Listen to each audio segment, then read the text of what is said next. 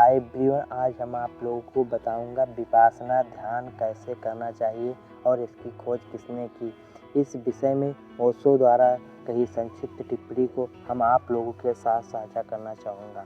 विपासना ध्यान पद्धति सबसे पुरानी ध्यान की पद्धति है और इसकी खोज किसने की पता नहीं, लेकिन अद्भुत प्रक्रिया है। स्वयं से परिचय होने का सरलतम मार्ग है। विपासना शब्द का अर्थ है चुपचाप बैठकर अपने आप में साक्षी हो जाना। पश्च का अर्थ है देखना। विपासना का अर्थ है बस चुपचाप भीतर बैठकर देखना। यह श्वास भीतर आई या श्वास बाहर गई, इसको भी देखना, या हृदय धड़का, इसको भी देखना। चुपचाप भीतर बैठकर जो भी हो रहा है उसे देखना, और देखते ही देखते सारी आवाज़ें विलीन हो जाती हैं और एक महाशून्य तुम्हें घेर लेता है। बुद्ध ने विपासना की प्रक्रिया को सारे जगत में विस्तृत किया, लेकिन एक अड़चन है, और अड़चन यह है कि बुद्ध को हुए 2500 वर्ष हो गए। विपासना की पद्धति वही की वही है, लेकिन आदमी की नालायकी वही की वही नहीं। आदमी नालायकी से और नालायकी की तरफ बढ़ता गया। विपासना किसी भी भोले भाले आदमी के लिए सरल मामला है, लेकिन आधुनिक आदमी भोला भाला नहीं है। आधुनिक आदमी इतने शोरगुल से भरा हुआ है, इतनी बेईमानी से, औरों की तो बात छोड़ो, अपने साथ भी आज के लोग ईमानदारी नहीं करते हैं।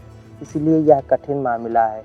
इन 2500 वर्षों में मनुष्य के मन में इतने ज़्यादा विकृत विचार, इतना दमन, इतने बादल उमड़ गुमड़ गए हैं कि अब विपासना सीधी साधी करना बहुत मुश्किल है। और तुम लोग पूछते हो विपासना में कैथेसिस कब होता है। विपासना में कैथेसिस का कोई स्थान ही नहीं, क्योंकि जिस समय विपासना की खोज की गई थी कैथेसिस की कोई ज़रूरत नहीं थी।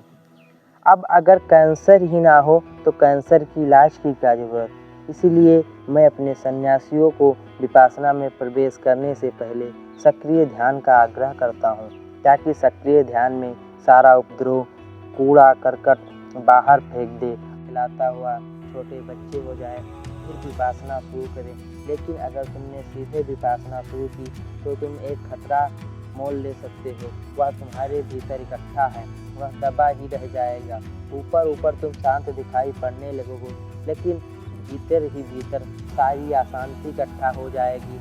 वह अशांति, वह दबाव एक दिन विस्फोट की भांति फूट पड़ेगा, और एक सीमा के बाद वह दबा हुआ उफाल करेगा और वो विस्फोट होगा। इसलिए दबाए रखना नहीं। विपासना सीधे शुरू करने के पक्ष में नहीं। ओशो कहते हैं विपासना का दूसरा चरण है।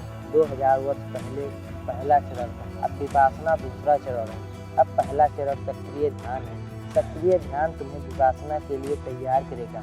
सक्रिय ध्यान काफ़ी नहीं, उससे तुम आत्मज्ञान को उपलब्ध नहीं हो जाओगे, लेकिन सक्रिय ध्यान तुम्हें धोकर जैसे गंगा में स्नान करके आए हो ऐसा स्वच्छ कर देगा। उन स्वच्छता के क्षणों में विपासना में प्रवेश करना उचित ध्यान का खतरा है।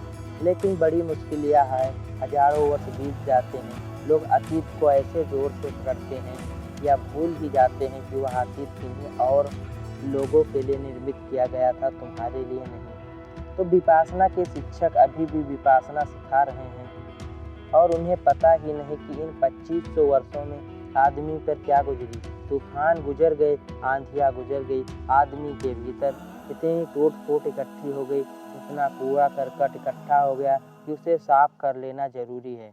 तो मेरी सलाह यह है, सक्रिय ध्यान को पहला कदम बढ़ाओ। जब तुम अपने भीतर पाओ कि अब निकलने को कुछ भी नहीं है, तो विपासना शुरू करो। इतनी देर तक प्रेम पूर्वक सुनने के लिए हृदय से गहराइयों से आपका बहुत बहुत धन्यवाद।